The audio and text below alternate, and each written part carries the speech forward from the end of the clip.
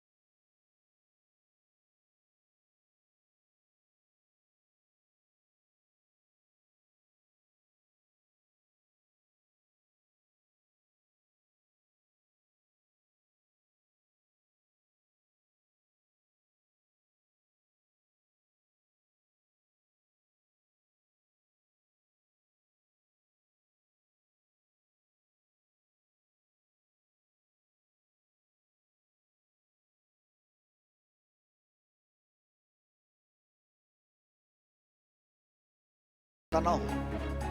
Property को बने हुए कितने साल हुए इसकी जांच भी जरूर कर लें। साथ ही उसकी गुणवत्ता भी जरूर देखें। इसके अलावा बिल्डर का रिकॉर्ड जरूर चेक कर लें।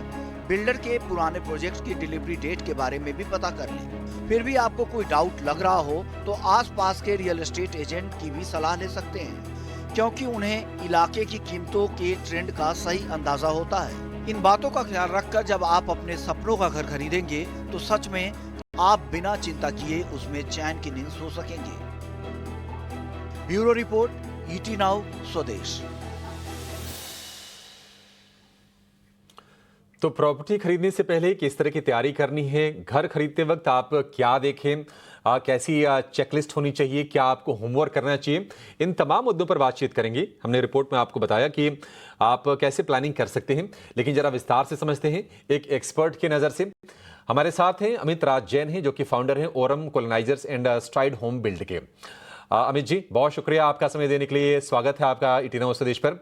सर, प्राथमिकताएं तो सबकी अलग अलग होती हैं और अलग अलग लोगों की पसंद भी होती है, लेकिन फिर भी आप जरा गाइड कीजिए कि जो होम बायर्स हैं, जो पहली बार घर खरीदने जा रहे हैं, उनकी चेकलिस्ट क्या होनी चाहिए, सबसे पहले क्या देखना चाहिए, पहला जो कदम होना चाहिए घर खरीदने की दिशा में, वो कैसे उठाएं?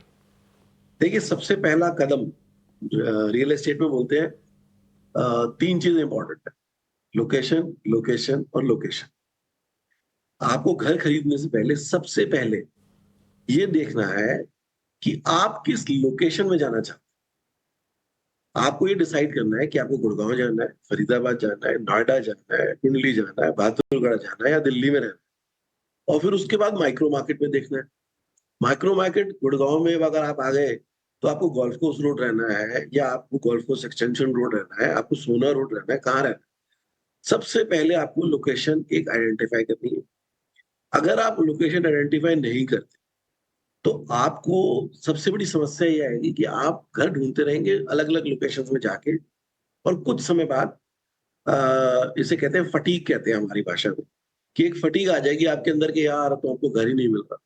और उस वक़्त आप बिल्कुल एक ऐसे इंसान बन जाएँगे कि जिसको कि आराम से बेवकूफ़ बनाया जा सकता है। आप अपनी अ, जो काम करने की जगह है उसको लेकर या जो आपकी कोई भी अदर रिक्वायरमेंट है, बच्चों का स्कूल किधर है, आपकी वाइफ का ऑफिस किधर है, इन सारे फैक्टर्स को ध्यान में रख के एक लोकेशन पहले डिसाइड करें।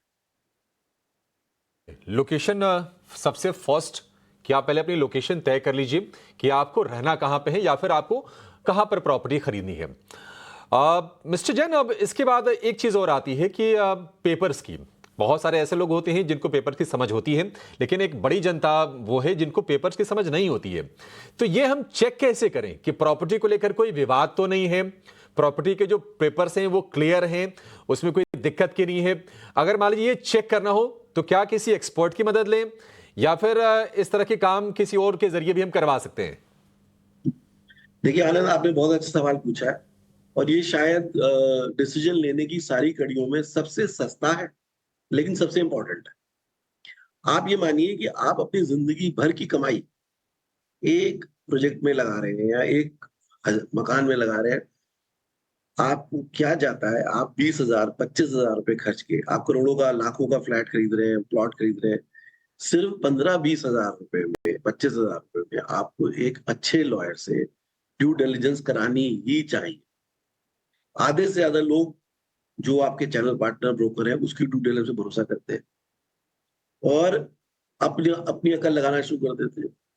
सेलर की आँखों से कागज़ देखना शुरू कर देते हैं, जो कि कंप्लीटली गलत। अगर आप एक बिल्डर से मकान खरीद रहे हैं जो कि अंडर कंस्ट्रक्शन है, ऐसी सिचुएशन में भी आपको अब थोड़ा अच्छा खबर आ गया है रेरा के आने के बाद कि रेरा उन्हीं ही प्रोजेक्ट्स को अप्रूवल देती है जिनमें सारे अप्रूवल्स हैं। लेकिन कुछ ऐसे प्रोजेक्ट्स हैं जो रेरा से बाहर हैं, जो कि बन चुके हैं। ऐसे में आपको एक वकील की मदद ज़रूर लेनी चाहिए और ज़्यादा खर्चा नहीं है, आपकी मकान की कॉस्ट का सिर्फ फ्रैक्शन। बिल्कुल। एक्सपर्ट एक्सपर्ट एडवाइस बहुत ज़रूरी है। आप इसमें कोई प्रॉपर्टी लॉयर हो उसके ज़रिए आप संपर्क कीजिए, वो पूरा ड्यू डिलिजेंस करेगा और जांच फीस के लेगा। आपको बता देगा कि वो प्रॉपर्टी कोई विवाद में नहीं है, उसके सारे के सारे जो एनओसीज हैं, जो क्लियरेंसेज हैं, सारे के सारे ओके हैं, ये वो सुनिश्चित कर देगा। तीसरी चीज़ आती है कि अगर आपको प्रॉपर्टी फाइनेंस करवानी है, मिस्टर जैन, मान लीजिए अगर हम फाइनेंस करवाने जा रहे हैं प्रॉपर्टी, जाहिर सी बात है कि मतलब बड़ी जो तादाद है वो तो लोग किसी बैंक, किसी एनबीएफसी के जरिए फाइनेंस ही करवाते हैं। उसमें क्या सावधानी बरतनी चाहिए और क्या देखना चाहिए? देखिए, फाइनेंस में लकीली बहुत ज़्यादा सावधानी बरतने की ज़रूरत नहीं है। जी। फाइनेंस का आप रेट देखिए, कोशिश करके आप जो ब्रांडेड अच्छे लेंडर्स हैं उनके पास जाइए। जैसे एचडीएफसी है, आईसीआईसीआई है, जो बैंक्स हैं। अगर मान लीजिए आपकी एलिजिबिलिटी वहाँ नहीं बन रही है, तब आपको एनबीएफसी में जाने की ज़रूरत है, क्योंकि एनबीएफसी जैसे Indiabulls, Bajaj Home Finance, इन लोगों का रेट ऑफ इंटरेस्ट थोड़ा ज़्यादा होता है। बाकी सर्विस वाइज मोस्टली बैंक्स जो एचएफसी है, हाउसिंग फाइनेंस कंपनीज है, ये आपको अच्छा होम लोन अच्छे रेट्स पर प्रोवाइड करते हैं अगर आपकी एलिजिबिलिटी बन रही है। इसमें आपको ये देखना है कि आपकी सैलरी का 40 से 50% ही बैंक ईएमआई के लिए कंसिडर करता है। एग्जाम्पल, आपकी सैलरी 2 लाख रुपए महीना है और तो इसका मतलब आप लगभग 80,000 से लेके 1 लाख तक का ईएमआई भर सकते हैं। अब ऐसी सिचुएशन में आप बहुत जरूरी है कि आप ये देखें कि 80 से 1 लाख की ईएमआई में आपको कितना लोन मिल सकता है। अगर ईएमआई जो लगभग 1,000 रुपए पर प्रति लाख है या 800 रुपए प्रति लाख है, तो ऐसी सिचुएशन में 80,000 में आप लगभग 1 करोड़ रुपए का लोन ले सकते हैं। या 1 लाख की ईएमआई में लगभग 1,20,00,000 रुपए का लोन ले सकते हैं। फिर आप चेक करें कि आपके पास कितने पैसे पड़े हैं। अगर आपके पास 50 लाख रुपए पड़े हैं, तो आप सेफली 1,60,000 से लेके 1,65,000 रुपए का मकान खरीद सकते हैं। के एक और चीज आती है, अब तो काफी ज्यादा ये पॉपुलर भी हो रहा है कि लोग प्रॉपर्टी इंश्योरेंस भी करवाते हैं, यानी कि प्रॉपर्टी बीमा भी लेते हैं। आप एक बार जरा बताएंगे कि ये लेना कितना जरूरी है और इसके बड़े फायदे क्या होते हैं? देखिए प्रॉपर्टी इंश्योरेंस मोस्टली अगर आप बैंक फाइनेंस ले रहे हैं तो आपको इंश्योरेंस लेने पे बाध्य करता है, क्योंकि उसको एक रिस्क रहता है कि आप ईएमआई दे रहे हैं लगभग 15 से 20 साल की, तो वो आपको इंश्योरेंस लेने के लिए बाध्य करेगा। बाकी इंश्योरेंस लेना जनरली अगर आप ग्रुप हाउसिंग में ले रहे हैं तो इंश्योरेंस लेना मैंडेटरी होता है, लेकिन अगर आप एक प्लॉट खरीद रहे हैं या एक फ्लोर खरीद रहे हैं वहां पे जरूरी नहीं। ठीक है। जैन साहब, एक मामला भी आया था ये सैफ अली खान का जुड़ा हुआ कि जो हाईकोर्ट से झटका लगा है इनकी पुश्तैनी प्रॉपर्टी को लेकर, 15,000 करोड़ रुपए की वैल्यू थी और इसको एनिमी प्रॉपर्टी कहा गया और निचली अदालत को आदेश दिया गया कि फिर से सुनवाई करें। जरा बताएंगे कि ये होती क्या है एनिमी प्रॉपर्टी? कौन सी प्रॉपर्टी को एनिमी प्रॉपर्टी कहा जाता है? देखिए एनिमी प्रॉपर्टी दिल्ली में बहुत कम है जी। एनिमी प्रॉपर्टी एक्चुअली अब उसका ज्यादा रेलेवेंस रह नहीं गया एक एवरेज होम बायर की लाइफ में। एनिमी प्रॉपर्टी उन प्रॉपर्टी उसको कहते थे जो प्रॉपर्टी लोग बंटवारे के दौरान पाकिस्तान चले गए थे और वो ओनरशिप उन्हीं के पास रह गई थी या उनके रिलेटिव्स में ट्रांसफर हो रही है, तो उसको एनिमी प्रॉपर्टी कहा जाता है। बट आप ये मानिए कि अगर पूरी 1 लाख प्रॉपर्टियां सेल पर है तो शायद 1 या 2 प्रॉपर्टी एनबी प्रॉपर्टी कैटेगरी में है। जैसे मैंने आपको बताया टाइटल ड्यू डिलिजेंस में ये चीज भी निकल कर आएगी क्या ये प्रॉपर्टी एनबी प्रॉपर्टी है या हो सकती है या डिक्लेयर की जा सकती है। ठीक है मिस्टर राजन, बहुत शुक्रिया आपका आज समय देने के लिए और बहुत ही ज़रूरी मुद्दे तमाम जो घर खरीदार हैं, जो first time in fact home buyer हैं, उनके लिए काफ़ी मदद मिली होगी। I hope. बहुत शुक्रिया आपका समय देने के लिए। फिर से आपसे मुलाकात होगी किसी और शो में।